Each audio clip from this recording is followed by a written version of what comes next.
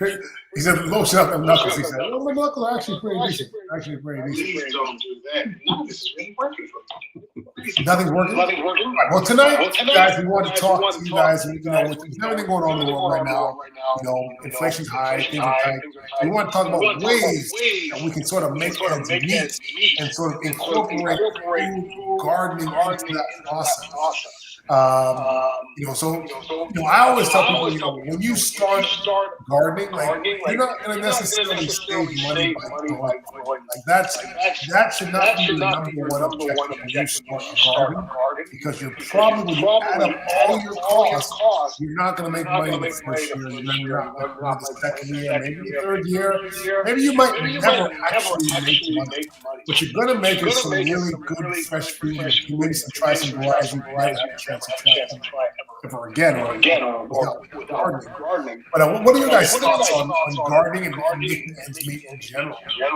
Well, it's funny you mentioned that, because I jumped onto this topic maybe about a month ago, saying that, gardening won't replace your grocery bill. And, I explained it all in the video, but a lot of people just, I guess, didn't see the forest for the trees. They were like, oh, no. You can grow enough to sustain your family for the entire year, eat seasonal and so forth. I'm like, not realistically. I mean, because let's face it, in the United States of America, we've grown very complacent with options. And options are nice. I like having options. I live in Texas. I love to eat salmon. If I don't live where salmon live, and I don't, if they're not at the grocery store, where else am I going to get salmon? You know what I mean? So yes, while you can grow to, add some fresh produce, add some fresh vegetables and strawberries, don't think that gardening is going to be your end all be all. But I mean, it is still a great start. And yes, you will face some upfront capital, but there's ways you can minimize that for sure. And we're going to talk about a lot of those ways, right? Mm-hmm. And of course, if you have options in the comments, let us know. What are your suggestions as far as trying to garden on a budget? Yeah, that's kind of what we're doing today, gardening on a budget. Derek, what are your opinions? I ain't always had money. My money's really funny, up and down, and not funny, more like funny. But when it comes to doing the plants, because I've worked in the field, I've often found it to be super cheap for me, because I had access to soil that I could get for free, because I work in several greenhouses. So I could pot up a couple of plants. People would give me seeds. I could take a bunch of pots. These pots may have some dicks or dings in them. I've helped in this state, and this isn't to toot my own horn, to literally give away like tons, metric tons of plastic pots and trays to Cooperative Extension. So much soil to help start community gardens, right? So it's literally been different for me. But with that being said, I say connect with people, because you never know what somebody has. A friend of mine just gave me bags of soil, okay? A whole several bags of these soil. This is peat. I got for free $99. 9 of these. 9 of these. And they're free and they're mine. So I say connect with people, because you never know. Somebody might have spare pots they were going to throw away. Take them. You know what I mean? Yeah. Go ahead. I just want to say, I'm glad you said that. Community matters so much, especially when you're growing. It's great to have a friend that grows. I mean, granted, I got 2 friends here, my brothers, Andre and Derek, but we live in completely different areas, different states, different zones. But I got a buddy that lives a couple of blocks from me, and I love it because he is that overzealous, excited gardener, wanting to grow all these crazy things that don't grow in our zone, or he'll get excited about something and then has never tasted it, like a calamundan. And he tastes like, ooh, I don't like this. Here, you want this tree? I'm like, yes, thank you. I'll take this free tree and put in my yard. Appreciate you. I would give you that kind of tree too. But but you're right. Community is so huge, and people overlook this. I always tell people, like one of the greatest skills or talents that somebody can have is likability. If people like you, you'd be amazed what you could get in this world. And one of the great places, and I know a lot of people are like anti-Meta or anti-Facebook or whatever, but Facebook groups, if you want to find people locally that have the same interests as you and are growing under the same conditions as you, Facebook groups are one of the best places that you can go. Like you can find people in your neighborhood, people in your zone, or let's say you go dragon fruit. You can join a dragon fruit club and learn all about dragon fruit. And that's where you get free stuff. And nothing's better than free stuff. That puts you ahead of the game right there. I've gotten so much free stuff through social media from not just from like companies that want to market it or whatever, but just from friends. It's from people that have become friends. And I have given away so much free stuff. Like anyone that comes to my garden leaves here with probably $100 worth of extra cuttings every single time. Wow. Yeah, because didn't you just give away some star fruit?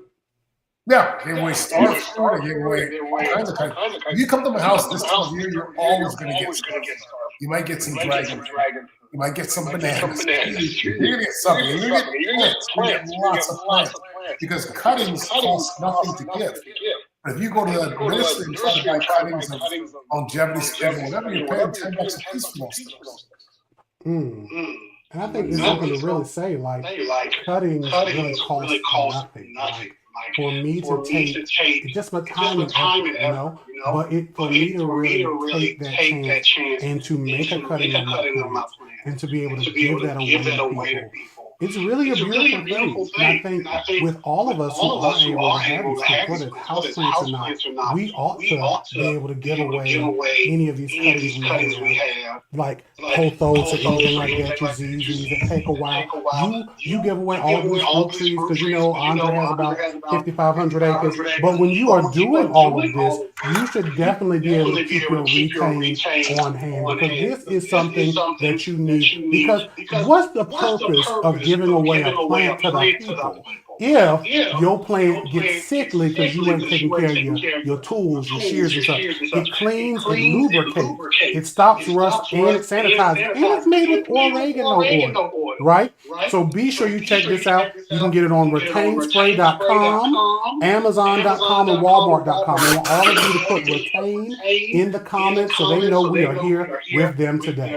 Get you some Retain. You can keep going. I just had to do that quick place. Right. Now, Retain, I would have mine, but I've been doing a lot of grafting in the garden. And Retain is something I spray on my tools so that I don't get any infections contaminate the plants. And Retain is great for that. And it increases the success rate of grafts as well. Someone was asking me, I'm in Florida, raised in Texas, and what is there in South Carolina? North Carolina, come on, raise up. I was doing the show around my head like a helicopter. Petey Pablo. What was that thing? You take your shirt off, reaching around your head like a helicopter, Petey Pablo? This one's from North Carolina. You don't know that one?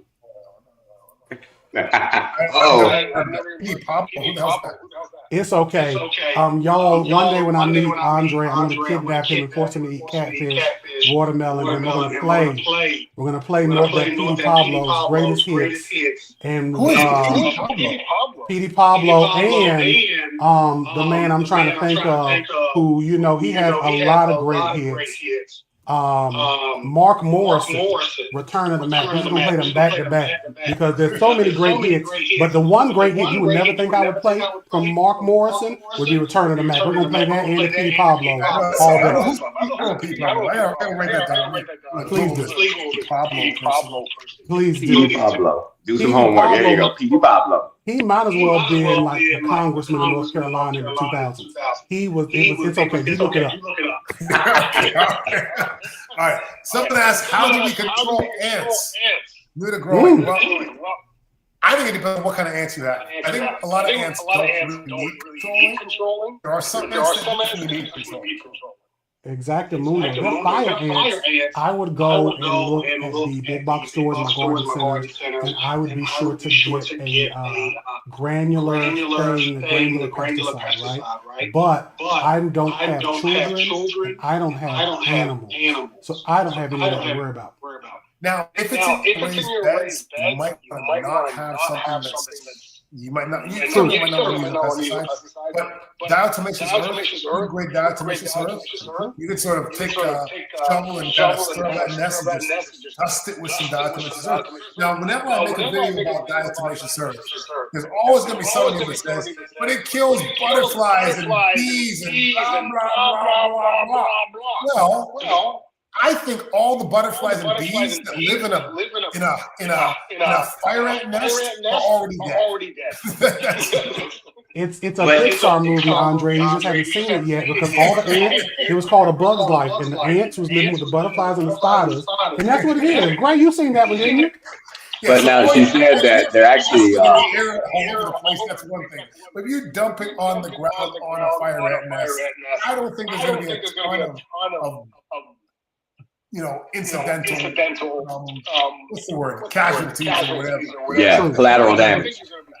Now, also, the other time that I get land is when they are farming aphids or scale. They are farming aphids or scale on your tree. You have to get rid of the ants, because once you do that, then the predator will come and get rid of the scale on the aphid on the cones.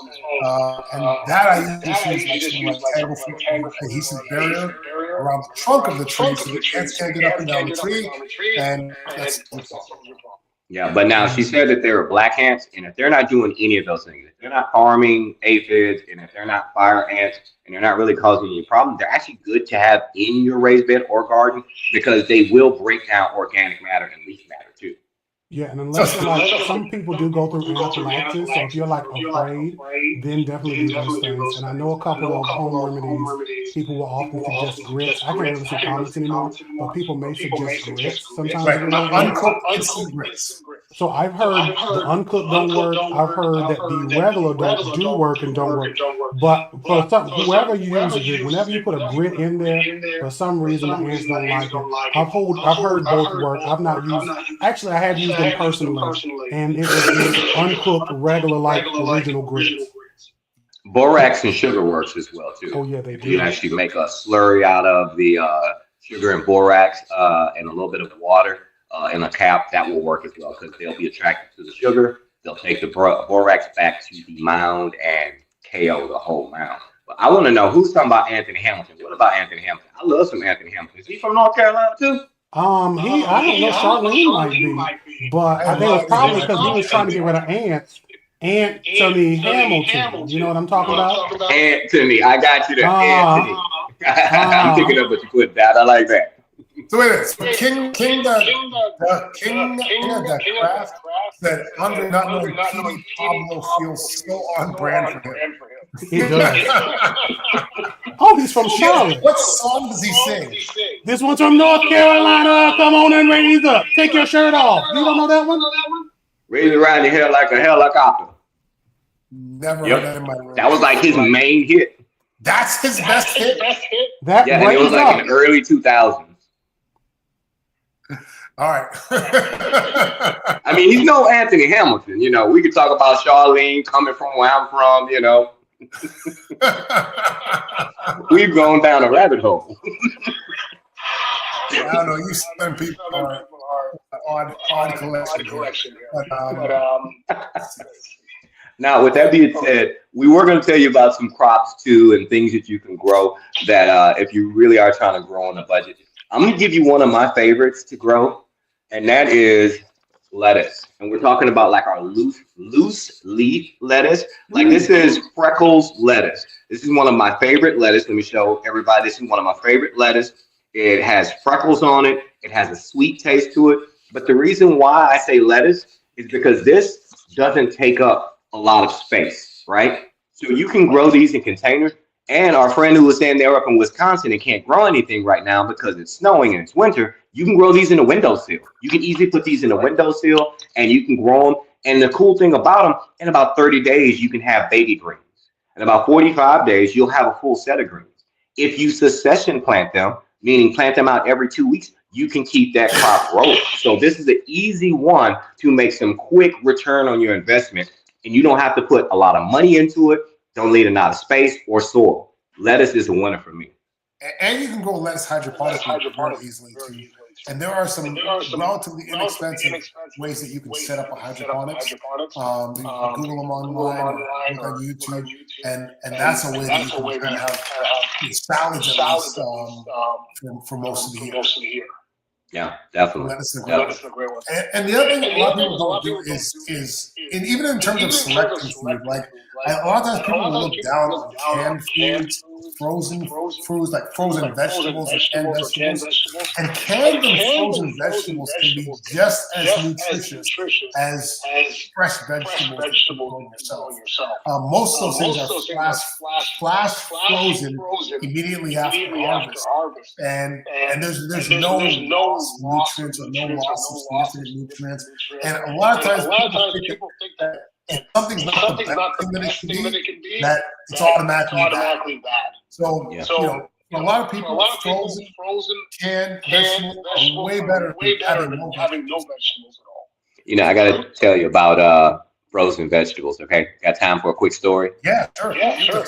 So, when I met my wife, I was, you know, we were dating, and I was coming over to her house for the first time. It was a cookout, and I was like, yeah, you know, what can I bring? She was like, oh, you know, can you bring some vegetables over for sides? I was like, okay, bet. She was like, oh, but make sure that they're frozen vegetables. I'm gonna be honest with y'all. I had been in the Army. I lived all over the United States. I didn't know that vegetables were frozen. I had only seen them either fresh or in a can form. I'm like, oh, okay. I will make sure to get the frozen ones. I'm like, let me go in the store. What are frozen vegetables at, y'all? Because I did not know. So she upgraded me. I haven't had a canned vegetable since I met my wife, because she was like, no, we do frozen here. So, oh, okay. Because, you know, that 59-cent can will work for me. Well, yeah. It's amazing that people just don't even consider it something. It's perfectly fine. Someone else, what soil makes for growing indoor herbs? I would use something that is quick draining, personally, because even though herbs want to drink a lot of liquid, unless there is like dry in your home, you're gonna have to like balance out your watering. So you would have to like with any mix you use in general, and you're doing like herbs indoors, you have to make sure you're not like over watering for sure, and so you're not like setting up a situation with mold, but you're not under watering. So typically, I would say like a looser mix, or like a vermiculite or perlite to kind of loosen it up. And if you do just get like a regular garden mix, just be careful, super careful to make sure you're not like keeping your soil god awful saturated like you would outside. Well, I'm gonna disagree with you. Don't use a garden mix. I'm gonna say don't use a garden mix, because a garden mix is gonna have a lot of wood material in it, because it's meant to break down over time. If we're doing it inside and doors, you want something that's going to be a looser potting type of mix, something of that. So something, yeah. What do you think about like a seedling mix? I mean, that would work, because a seedling mix would like either peat or core, pretty much. It would be mostly like light and fluffy. I feel like seedling mixes are very light and fluffy. I'm not sure how they drain though. They do, because if you water, because a seedling mix, you shouldn't have to water that often anyway, because you're just getting it saturated, waiting. Once the top couple of inches dry up, you do it again, and in a week or two, the plants are off. So you're not really even like doing a long haul, like wetting for them, waiting until you get your seedlings up and then potentially transplant. But yeah, either or. Yeah, I would say though, if we're going to use a seedling mix, once you get some substantial growth, once you get past the seeding stage, you actually might have to put in a little bit of fertilizer, because most of your seedling mixes, not most, all of your seedling mixes are going to be inert. So they're not going to have any fertilizers or anything like that in there, because they're just meant for that germination stage. So you are going to have to amend it. And one of the things you could amend it with is one of my favorite amendments, and that's going to be Thrive Roots. This is actually one of my sponsors, guys. This is our sponsor for a show, Thrive Roots. This is their citrus blend. I grow a lot of citrus out here. I have lemons, Page Mandarin oranges, blood oranges, and this is a soil amendment and root booster. This actually gives you access to the NPK, those macronutrients that are already present in your soil. Thrive Roots, and that's available on thriveroots.com. And remember, with a Y. So THRYVE Roots. Now, someone had a question. Is there anything to prevent neighbors' cats from using your yard as a personal bathroom? Yes, you get a pistol. Okay, I'm actually dealing with this problem right now, and if you don't want to euthanize the cat, I will say I haven't used the product yet because basically I have to let you guys know something. Gardener the gardener, okay?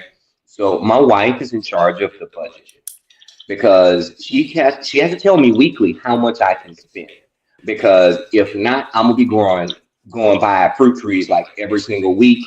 And so she has to let me know on my mortgage when we get paid. So my wife has to give me a budget. And there's a product that I want to get. It's a motion sensor sprinkler that will come on and like sniper rifle hit anything that comes into the garden. And it's about $40-$50. It plugs right into your spigot and it's solar operated. That's the thing that I'm going to go with. So I'm going to try to do it in a most friendly way possible to get this cat from using my strawberries as a litter box. Okay, let me ask a question. Like, what is so bad about a cat pooping in your garden?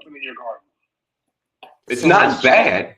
It depends Well, I mean, so if you're growing like food crops and you don't want like feces in it, like this is how we get outbreaks and like recalls of vegetables and stuff, because feces typically like something that can't really be treated, or like human feces get into the food, and then you get like salmonella, E. coli, all of that in your greens and your onions and your vegetables, and then they gotta be like, don't buy all of this.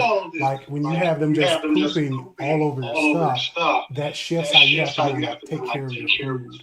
But you think it's going to be that volume of cat poop from a cat? I feel like I need cats in my backyards because right now I've got squirrels, and I would much rather have cats than squirrels. Really, I would rather have neither, because again, we said earlier, pistol, right? But it depends. Like if you're growing a bunch of greens and a cat over time, right? If there's cats in your neighborhood every day, back home from the coast where I am, my mom's yard has like 10 cats at any given time. 10. That's a lot of cats. So she's not growing any food, but that's a lot of cat poop. You just have one cat, morning, noon, and night, pooping in your greens. That's a lot. You know what I mean? So, but I would typically tell people like to use like a garlic powder, because while you could use black to try to like get the smell and to like try to shoot them away. And while I have heard great results people have had with black pepper and cayenne pepper, you don't want to hurt the animal. And you don't want to like really tear them up like that. If it was a squirrel, even then, I still wouldn't want to really hurt them. So you just gotta make a pinch. That's really what I would suggest to people, like an actual structure. Well, and I will say this. I mean, the feces is one problem in itself, but the problem that I'm running into is actually the urine, because cat urine is highly acidic, and it stinks all to be damned too. But it's highly acidic. And they have went potty in one of my strawberry beds, which strawberries like a slightly acidic soil of about a 6.0, right? But after this cat pee, they completely destroyed the strawberries because it was just too acidic of a urine. And then plus, cats like to bury whatever they're doing. So if they're doing one or doing number two, they're going to tear up the garden because they're going to try to bury it in there too. Okay. I guess so. Yep. See, somebody just said. Jen said, yeah, plus cats try to dig up and cover up their poop. Yep. All right. I want to ask for tips on a Florida peach tree here in Orlando. I guess I would be the one to help you with that. I feel like peach trees take a little while to establish here. Once they're established, they seem to be fine.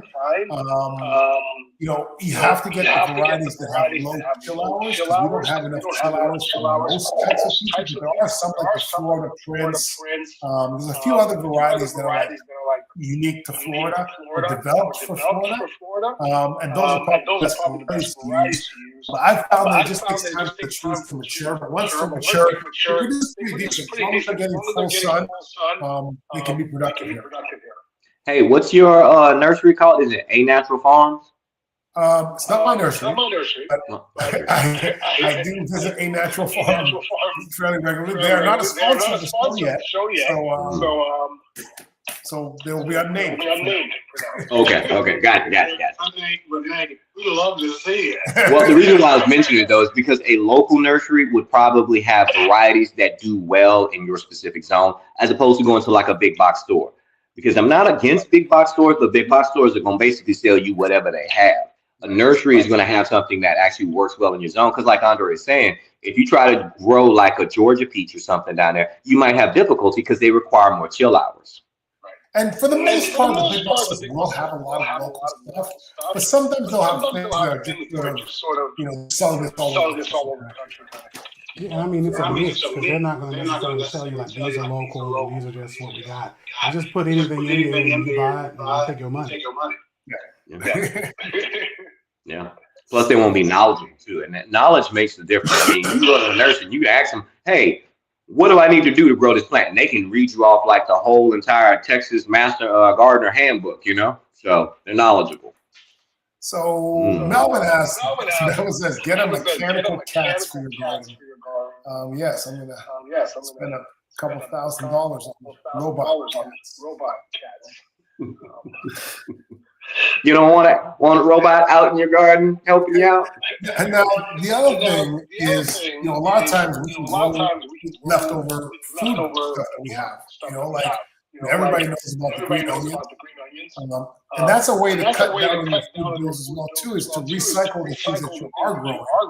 And I've done it with the green onions. I've done it with celery. Another one you can regrow celery bottoms. Cabbage is another one I've tried for too. Bok choy. I know bok choy goes back super fast. You can plant a bok choy bottom in the ground and shoot back bok choy. Yeah, so that's a great way of being able to recycle too. So if you're growing from seed, cool, growing in your windowsill. And then if you're recycling those root stems off of those plants, peppers is another one that you can just stick those seeds in the ground and grow them indoors right now because it's a little cold. But if you're in maybe the southern hemisphere, maybe you can start growing them right now. But look, we got all kinds of suggestions coming through here. Ginger. Ginger's great. You can grow ginger in containers. And you can grow it just from a piece of ginger that you got from the supermarket. Sometimes you see ginger in the pantry and it starts to sprout a little bit. You're halfway there right there. Just pick off the sprout, stick it in the ground, stick it in the pot, and you're good. You're on a windowsill and you're good. I actually did that with my ginger, and my ginger is about 3 feet tall right now. It's just living its best life. Ooh, when did you plant it? This was funny. I think I actually planted it like around February. Okay. What I ended up doing was February. Yeah, that was this year. Yeah, before I came down there for PlantCon, I planted it, but it was in my greenhouse though. So I will say that the caveat, it was planted inside my greenhouse. So that was a controlled temperature. Okay. Mm-hmm. In a container. That's the best point. You can grow it inside. Right? You can put it in your house. And they don't even need a lot of light. They can just be like beside the window on the floor. Like they don't need full sun to grow at all. That's a great one. My next product is onion tops. Onion tops are great too. You definitely get green onions out of it. I don't know if you're going to get a onion back. No. Actually, I've done it. I've done not in tops, but like bottoms of onions. I've actually done some bulbs. Had I actually watered them that year, I've gone through a depression from losing a job. I probably would have had whole onions, but all I had was like tiny onions. Wait, so you use the bottom of the onion, the root part of the onion. So I do a lot of kitchen scrap gardening. I do like tons of kitchen scrap gardening. So I haven't pasted this. So I would take them, root them up, and then it would take a while. It takes a hand sanitizer a year or so and more. But I would end up getting these onions that I would then pull out and there would be a cluster of them. But I wasn't like giving them what they needed. So they didn't really give me a good harvest in return. But it is possible. That's interesting. I'd love to try an onion bottom. Yeah, you can literally with some bulbs. I can't remember the term, but there's some bulbs. There's a technique you can do with bulbs where you can literally force a bulb to make you multiple other bulbs. I don't know if Grays know what I'm talking about, where you like scoop out the center with a spoon and you kind of force it. There's a technique I learned in school. I can't remember the name of it. And I'm not going to Google it, even though my computer's in front of me. But just know somebody in the comments probably knows what I'm talking about. And if they say the name and y'all say it, because I can't see the comments, we in the money. No, yeah, I want to look into that because I've done the green onions before, but I've never tried to get them to bulk. So that's new to me too. So that might be an experiment we all have to embark on. This was with red onions, to be clear. This was not with green onions. This was with red onions and yellow onions. That's my favorite onion anyway. So, sweet onion. I like cooking with onion. I can't eat a raw onion at all. What? I love a good raw onion. On a burger? No, I can't have raw onions. Except salsa. If it's in a salsa, I can do raw onions with that. Like salsa, like onions on like my burger or in my taco or my pizza, no go. I'm not having it at all. It's ruined. It's literally ruined. I'm not eating it. Okay. Now, Ella Era, I'm probably saying your name wrong. Sorry about that. She says that she does potatoes, garlic, and ginger sprouts in her counter all the time. She just needs to plant them. But one thing I want to mention is when you talk about the potatoes, I'm going to say be careful. Now, everything else, yes. With the potatoes, when they start to sprout in your cupboard, just make sure they haven't turned green. And the reason why is because they could actually end up becoming poisonous. Because potatoes are from the nightshade family, like your tomatoes, like your tobaccos, eggplants, and so forth. And when your potatoes start to turn green, they actually have a lot of they're very what is the term? Solanine. Yeah, and that solanine can actually become a toxin and actually end up hurting you. So just make sure those potatoes haven't turned green, and you should be good to go. If you got eyes on them and they formed, plant away. I think if you're growing them, I don't think that the future potatoes that come from the plant are going to be toxic. I just think that eating that particular potato would be toxic. Thoughts, Derek? I was saying something this soon, but thinking of it now with the future one, yeah, the future ones probably would be good. The current ones, I don't think I've eaten a green potato, but times have been hard in the past. You know how I remember it's about solanine? Solanine and cucurbitaceans. I took a class when I was in university 30 years ago on natural toxins in plants.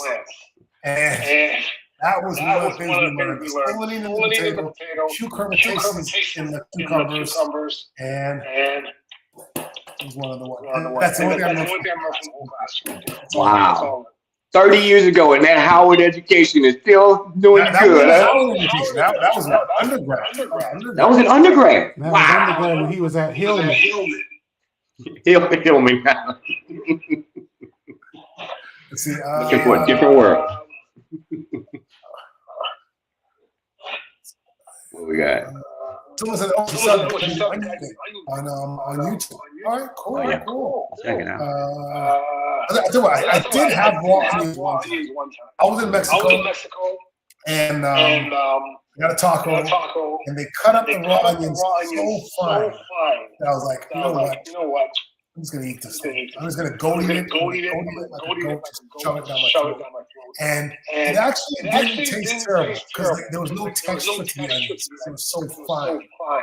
So I think it's a texture. No, wait.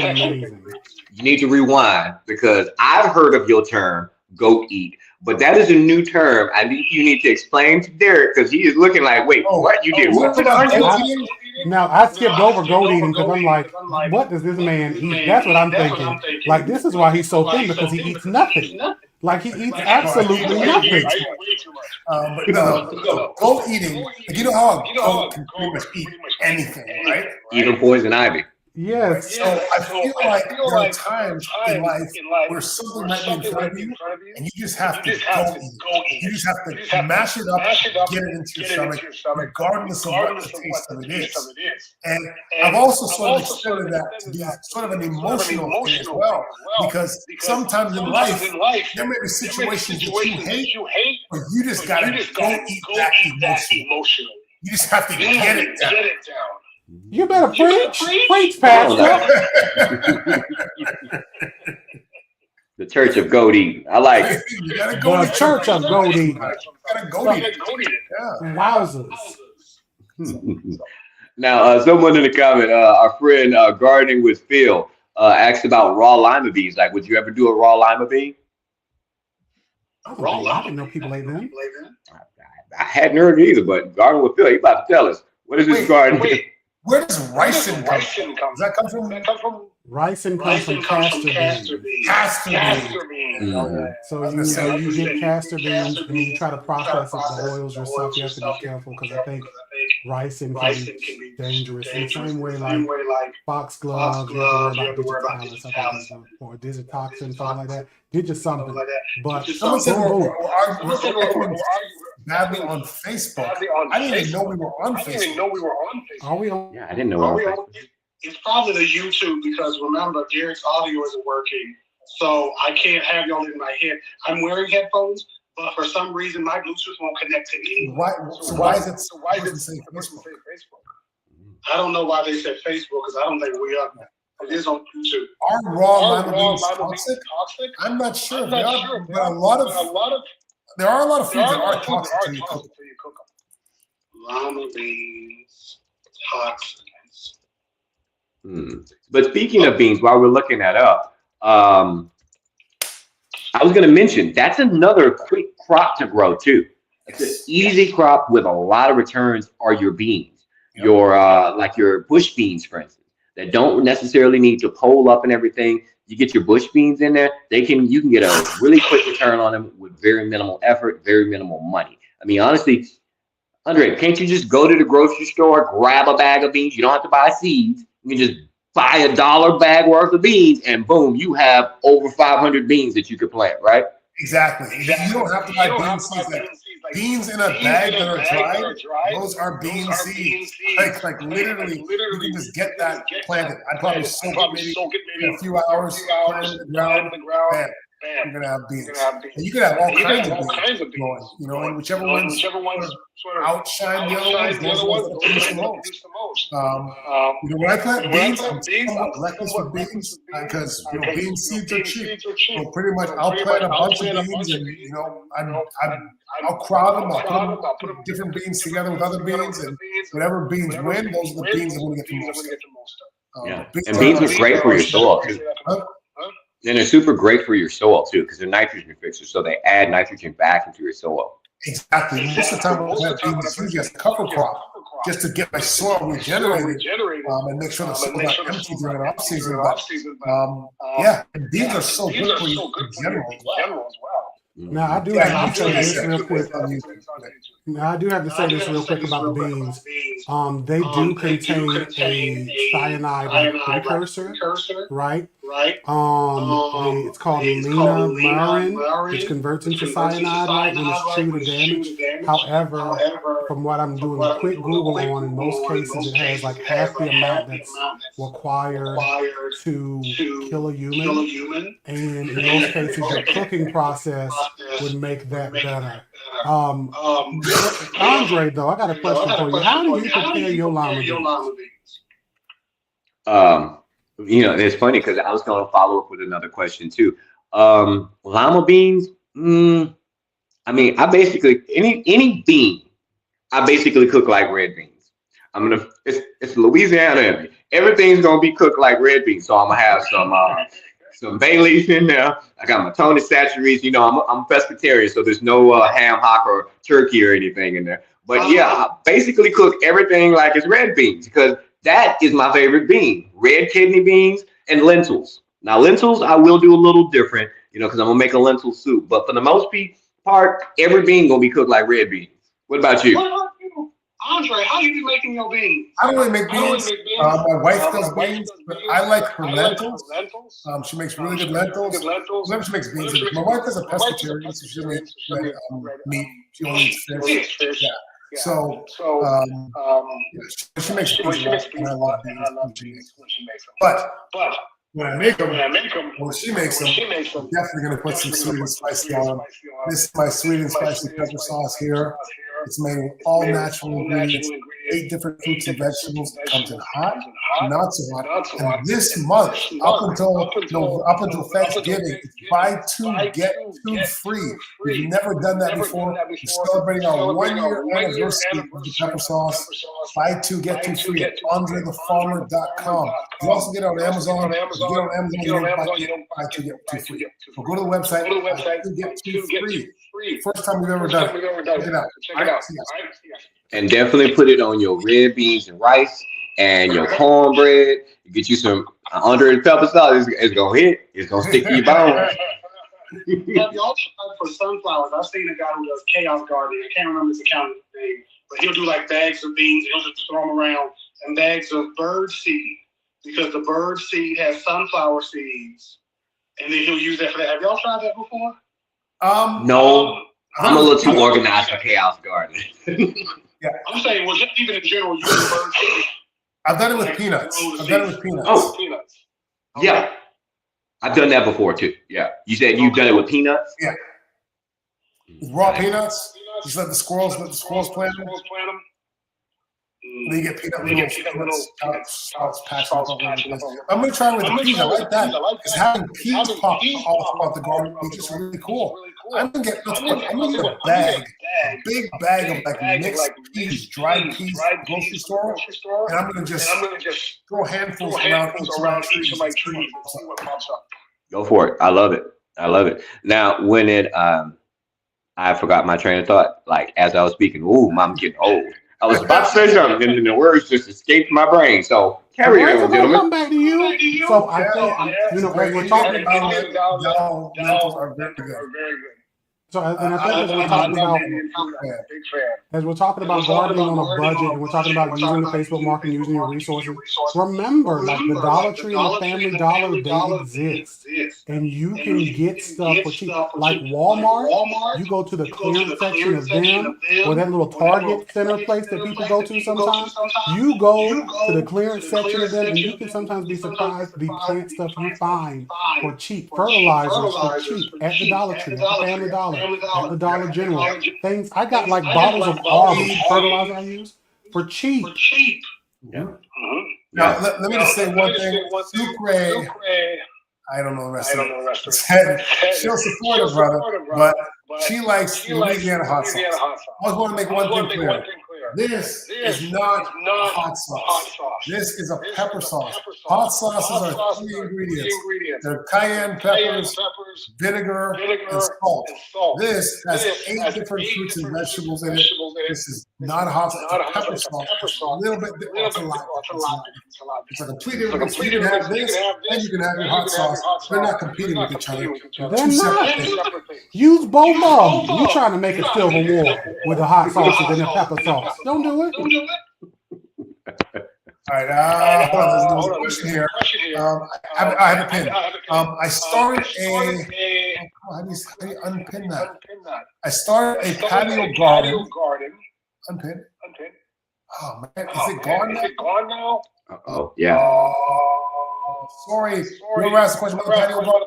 I started a patio garden, and it's got one over with white flies, spider mites, etc. I tried neem oil. It was so bad. I was overwhelmed and gave up. So a patio garden where you have basically a bunch of pests. There's a couple of things you can do, right? So when you're growing on your patio, it may seem like a lot because like they're right in quick succession. Like a bigger garden, things are spread out, but when it's right on your patio, you walk out, things are buzzing in your face. It can really bug you. So here's what I would suggest you do. You get you a good old pump spray, right? When you're doing the neem oil, doing all that stuff, you go to your big box stores on Amazon. You get you a pump sprayer, and you do some little Dawn dish soap, plain dish soap, the cheapest one, the blue stuff. You put that in with your neem oil. That usually helps it to stick a little better onto your plants. That's part one. Do it either early in the day, or they usually say like in the afternoon. Sometimes I would do it before I go to work and then after, because I'm overzealous, right? But you do it late in the afternoon. That's part one, and I'd even mix it with a little peppermint essential oil because I want to really like shoo them bugs away with those essential oils. That's step one. Step two, see if you can grow crops that will attract predators, right? The insects like dragonflies. Dragonflies are apparently demons in the bug world. I didn't realize that until this year. Dragonflies will tear stuff up. Dragonflies and praying mantis too. They're like Yes. assassins in the garden. Yes, do that. And then step three, like pests are, something you can try to prevent with a lot of different things. There's a lot of different pesticides, natural or organic on the Omni list and otherwise that you can try to get. But overall, as you go through it and you live through it, you can learn like, okay, this is what my patio suggests or traps. I had a problem with aphids once, but once the birds came through and started nesting on my patio, I didn't have problems with aphids anymore. But then I had the birds that were like, get away from here and flying at me because they're like I got nested up. So it was years of progression before I got to the place I am now. So just keep going. Yeah. And also ladybugs are also another great predator too. They are voracious predators, especially with those small things on your plants. But insecticide or soap is an option. Same with Castile soap. Was that? Same with Castile soap. Like most insects breathe out of their exoskeletons. So like a quick hack, we're not talking about hacks today, but like a quick hack I do to get rid of like gnats in my kitchen. I don't want to spray like a traditional pesticide. So I mix up some soapy water in a spray bottle and I just spray and knock them out of the air. They get stuck, they drown, they suffocate with sand, and then the gnats are gone. Yeah. And now, if you're trying to keep the bugs out of your garden, but you also want to keep them off of you, another thing to use is Sonia's bug spray. This will keep the bugs off of you. Sonia's bug spray. I love it. It feels like lotion. It smells fantastic. Anytime I put my Sonia's bug spray on, my wife's like, what's that smell? Like, oh, don't worry, girl, it's me. Sonia's bug spray. It'll keep those bugs off of you. You can go to sonyasbugspray.com. You can also get on the TikTok shop. But this stuff, I'll tell you, it is. I just bought 3 bottles today. I bought 3 bottles today in the TikTok shop because I'm running out. I have it in Mexico. I have it here. And all my bottles are like down to the very bottom. So I definitely had to get some more. Oh, what type of soap? The question was what type of soap? Yeah, Castile soap. Yeah, Castile soap. So like Dr. Bronner's, any of the cheap stuff, like either that or like great value, like the blue regular dish soap that looks like Dawn. Like you just get some of that, you have it in a pump sprayer. Even that is sometimes simple enough to like get rid of it and you don't have insecticidal soap. And once you have a full-blown infestation like that, sometimes you need a hard reset. So sometimes you need to sort of either take everything out, toss the soil out, toss the plants out, get them as far away from there as possible, and do a hard reset, get rid of everything. Sometimes you can just give the plants a really hard prune, soak them in whatever you need to soak them in, and then sort of let they will bounce back and go back. But sometimes it's too far gone to just sort of dilly-dally and spray, because those things are going to lay eggs, they're going to have larvae, they're going to sort of be residents of that general vicinity, and just sort of reusing everything and carrying the same stuff, we're going to have the same problem next year. Yeah, very good point. Yeah, sometimes a hard reset is necessary. But I want to address something. Someone was commenting on the fact of how we were promoting Sonia's bug spray. You know why? Because all of our sponsors that we've mentioned today, they're like friends of ours. And so, we're going to be the biggest cheerleader we possibly can for, our friends' business. We want to put them up on high. Yeah. So we're all about some Sonia's bug spray for sure. And they're sponsors of the show. They're the ones that help support us, because there are some costs involved in creating the show, and they help cover those costs. And not very minimal amounts, but they definitely help us, and we appreciate the help, and we want to help their businesses as well. Exactly. You get to see and get all this free information. You're getting all this free information from us. Decades of experience of growing amongst all of us, right? Those people are helping us. So we shout them out. Exactly. So, what are your plans for winter in terms of gardening? You guys, both of you guys. Like, you guys have anything you're planning to do particularly? All right. So I'm gonna take it first because I'm always with thoughts of grandeur. I'm that gardener, right? So in my front yard, it's funny. My wife and I, we have this competition. She's all about the curb appeal, all about the front yard and the grass looking nice. I'm like, garden everywhere. So I just got 9 new raised beds from my friends over at Epic Gardening, and I'm about to create a whole new gardening zone, layout in my front yard. Those videos will be coming out soon. So I'll have a new staging area where we can talk about gardening and everything. But I'm going to go big with it. I'm doing fruits and berries. So that's what I'm going to be working on this winter, is setting up those beds for the spring. That's going to be awesome. That's going to be awesome. What's going on there? Let's see. On my patio, I got garlic. I want to, because I have plans to branch into. I want to grow 100 cloves, like 100 bulbs of garlic on my patio. And it's something where I know that won't be enough because I love garlic. I put so much garlic in everything. But I'm trying to basically plan it out where every space will be something in that family. So either wild garlic, I want to do elephant garlic, and just any garlic I can just get my hands on for cheap. I don't really want to, unless I just bought it in the store and it's like growing, I don't want to just buy seed garlic. So I'm going to do that. And I've been getting my patio reset because during the winter, as things are like dormant and cold, this is a good time to clean. And those of you who've been seeing me on Sundays do it, this is a good time to clean and get rid of stuff. So that way, like the wood roaches and everything, they can, not jump out at me too much, except for the ones that did a couple of weeks ago when I dropped everything. Or, black widows and everything can be like dormant or hiding, so I can like not worry about something actively jumping at me. So that's pretty much my plan, and they're repainting patios, so we're going to have to move everything off and the inside and then put it back eventually. So we'll see how that works. So wait, with all this garlic, it just makes me think of the movie Sinner. So if the vampire came to your house, they couldn't come in. If the vampires ever took a bite of me, all the garlic I got in my system in a given day, they would be like, they would be yuck. Well, you guys just remember me because I have garlic right now, elephant garlic, in the fridge outside there, in a little bar fridge or whatever, and I have garlic inside there that I'm chilling, giving it chill hours so that I can plant it in about probably another 6 to 8 weeks. I'll probably be planting garlic, and my big thing is over the next month or so, I'm going to be harvesting a lot of my root crops. So I've got cassava, aka yucca, that needs to be harvested. I usually harvest it right around Thanksgiving.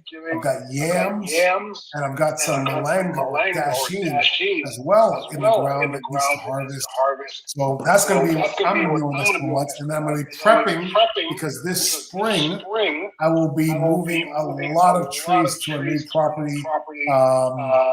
That's gonna be interesting. I'm gonna be digging up a bunch of mango trees and stuff like that. Some of them are relatively decent size, so it's gonna be an adventure. We're gonna be doing some interesting stuff this spring. So prepping for that.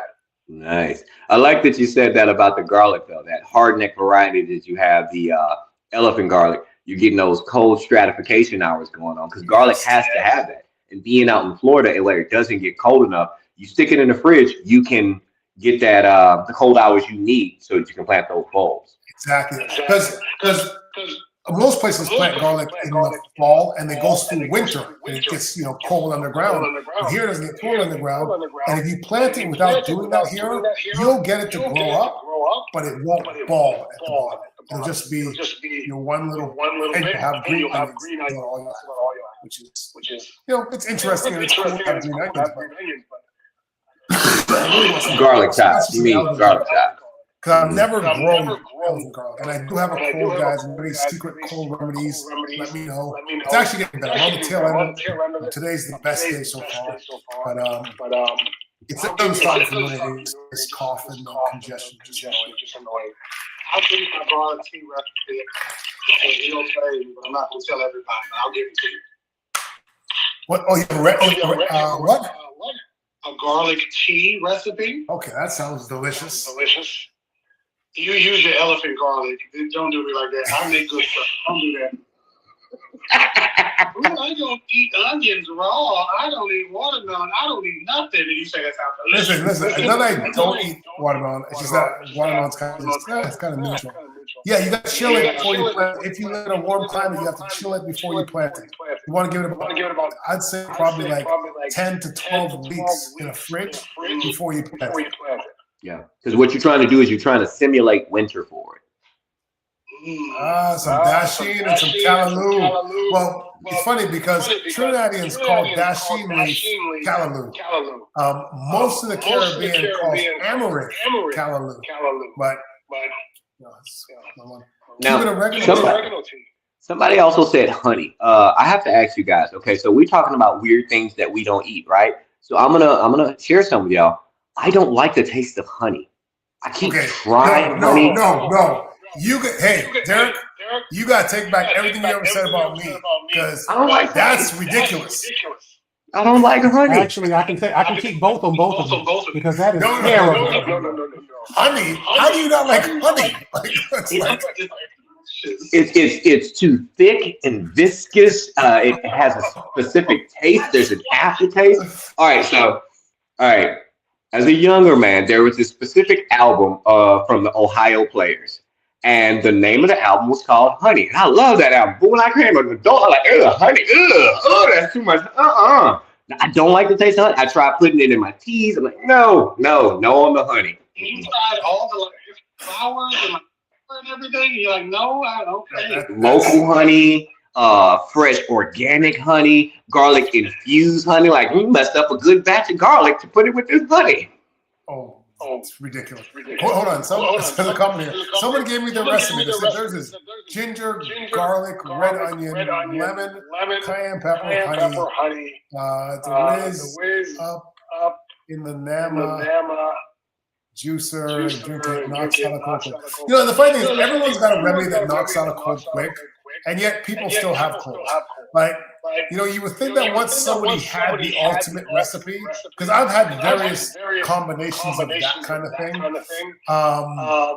But you think that once someone had the recipe, that it would be over. It'd be over. It'd be like, all right, we found it.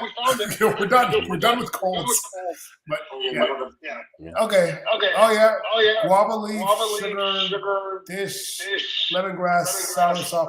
I have in this right now. I've got moringa and lemongrass and ginger. I've done soursop leaves. I've done cacao leaves. I've had every kind of bush tea you can think of over the last week. But never heard of a person not like that. That's insane. That's insane. I feel like we need to call Homeland Security or something. Because they're gonna come back to us in the future and be like, well, why didn't you say anything? We'll be like, no honey. But you know, somebody asked me about agave. I do like agave. Agave is great, but just honey, man. Agave's just like honey. But tastes better. Guys, we're over time. We gotta go. Guys, we could do this all day, but thank you guys for watching. Really appreciate it. It's the replay on my Instagram, on all of our Instagrams, and catch the YouTube on all of our YouTubes as well. All right, guys? We're out. We'll be back next Tuesday, 7 p.m. Eastern Time. All right, take care, guys. You guys.